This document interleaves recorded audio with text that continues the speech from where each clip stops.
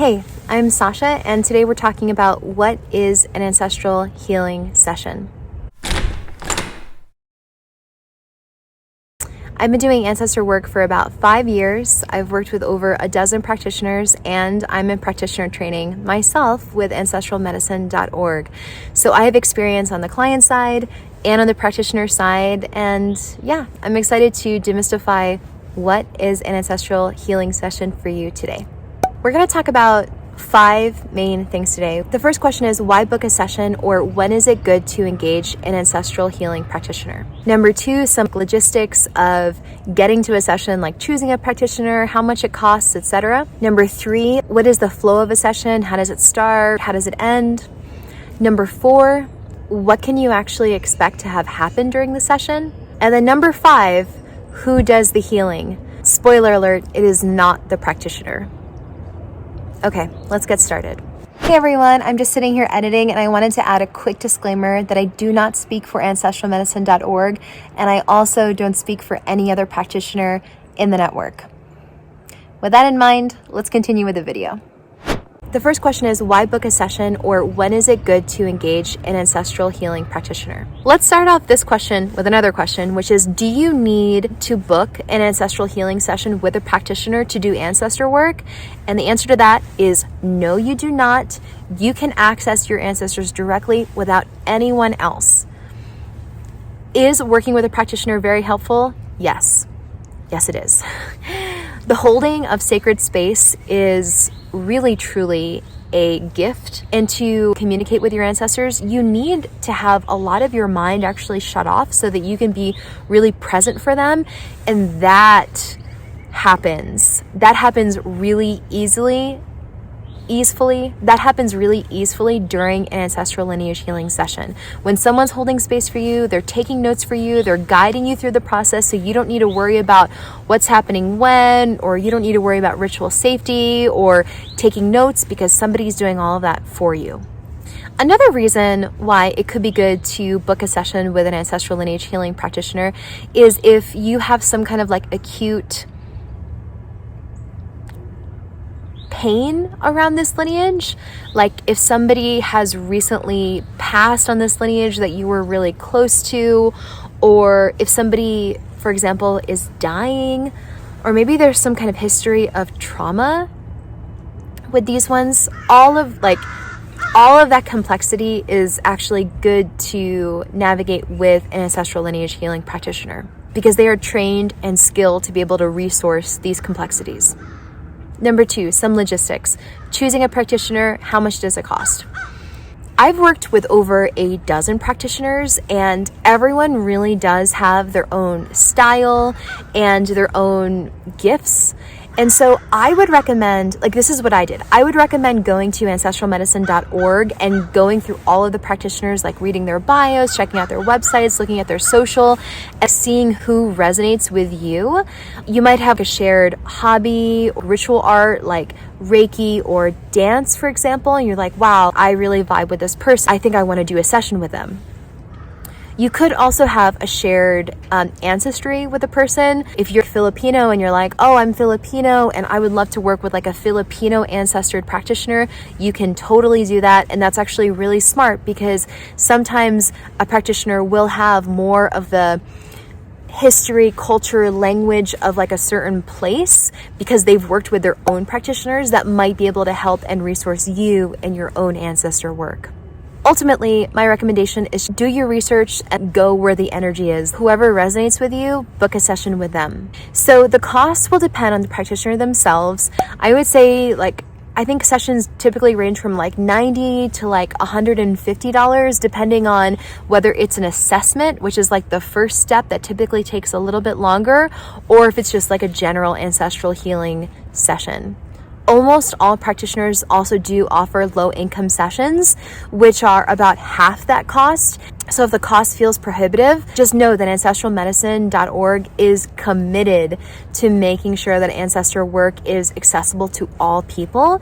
So yeah, go for the low-income session if that is more aligned to your lifestyle and your budget.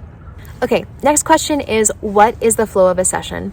There are typically 6 parts of a session. The first 1 to 2 minutes, the ancestral medicine practitioner is going to open up with a prayer to really ritually resource the space. Sometimes they might use an ancestral language in their prayer, and sometimes they might not. But basically, the purpose of the prayer is to ask their wise and well ancestors. Side note, that an ancestral medicine practitioner, like a certified one, needs to have their lineages healed and online. So they're calling their wise and well ancestors to come resource the space. Then they're inviting your wise and well ancestors to resource the space, and any other helping spirits. Those could be spirits of land, affinity spirits, psychopomps, etc. They're calling in the wider web of spiritual support to resource the ritual space for you. Step 2, after the 1 to 2 minute prayer, is like a 10-minute intake. So this could be like, what do you know about your ancestors? Like, where on earth are they from? The practitioner might ask about your parents or your grandparents, like who is the most recently deceased? Have you done any previous ancestor work? How did that go for you? And they'll also ask about like any other important relationships, like siblings or children. Typically, the final question of an intake is there anything else that feels important to say? And that is actually a really helpful question to have asked and answer.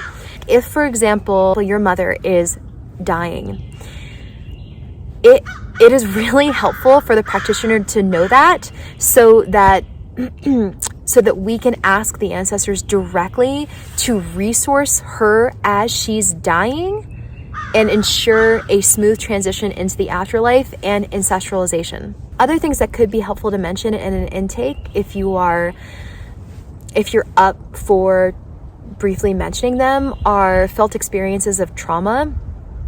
Like if, for example, you've experienced trauma with one of your grandparents or one of your parents, then that might have some kind of effect. Like that might cloud some of your vision of that lineage, and it's worth calling out and also seeing what your wise and well ancestors have to say about that.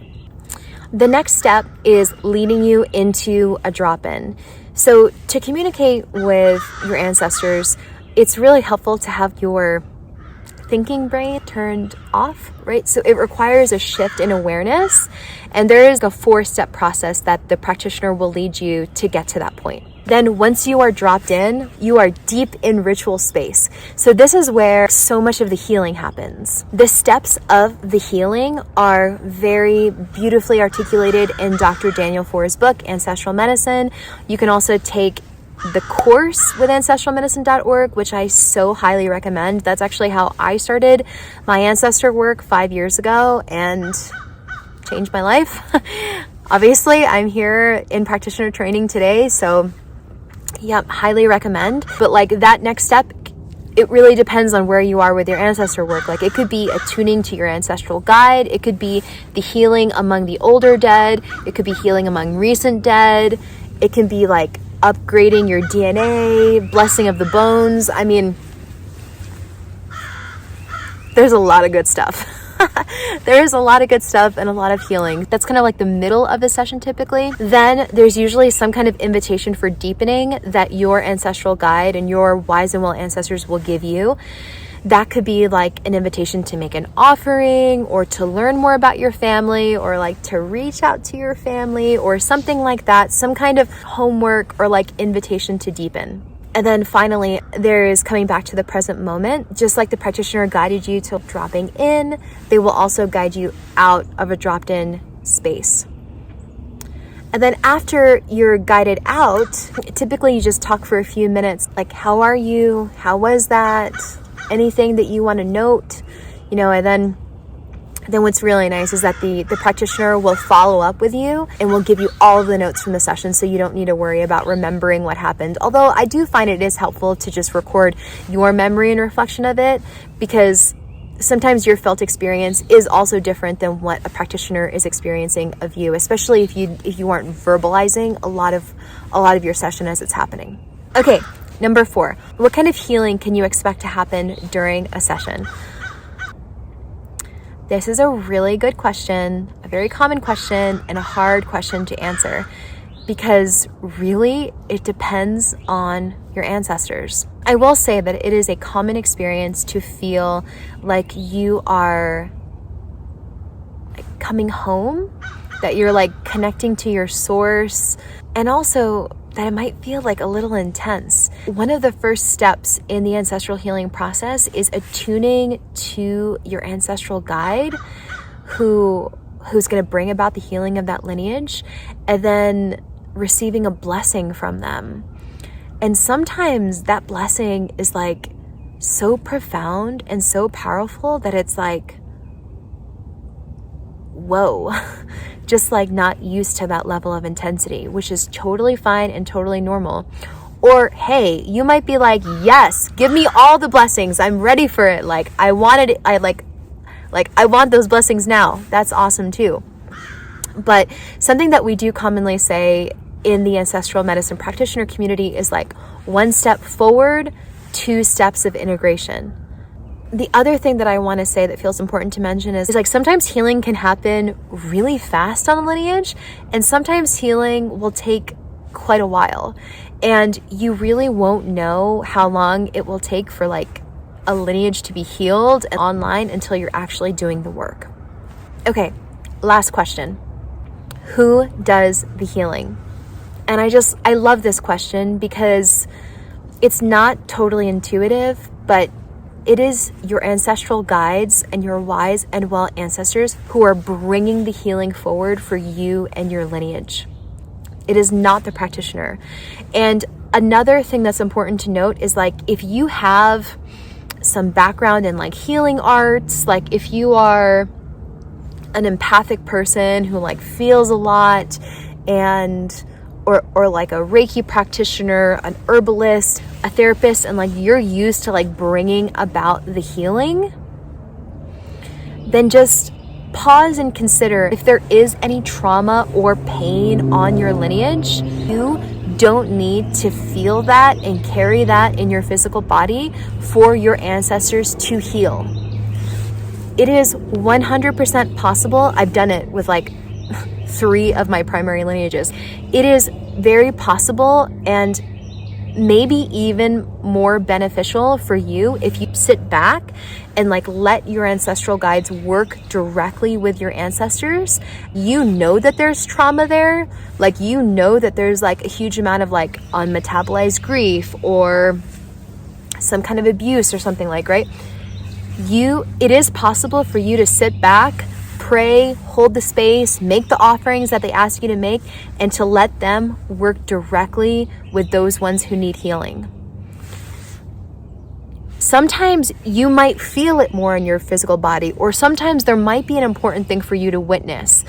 But also just know that you don't need to witness all of the healing, all of the pain, all of the whatever to really have your ancestors be healed, right? That is the role and the purpose of your ancestral guide and your wise and well ancestors.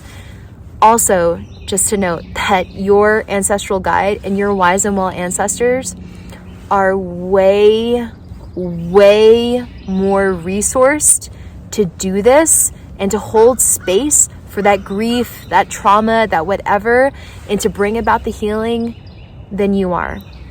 So it's a good thing to consider when you're working through lineages that have like recent trouble. All right, thank you so much for watching this video. If you like what you saw, please go ahead and consider subscribing, and I will see you in my next video. Bye.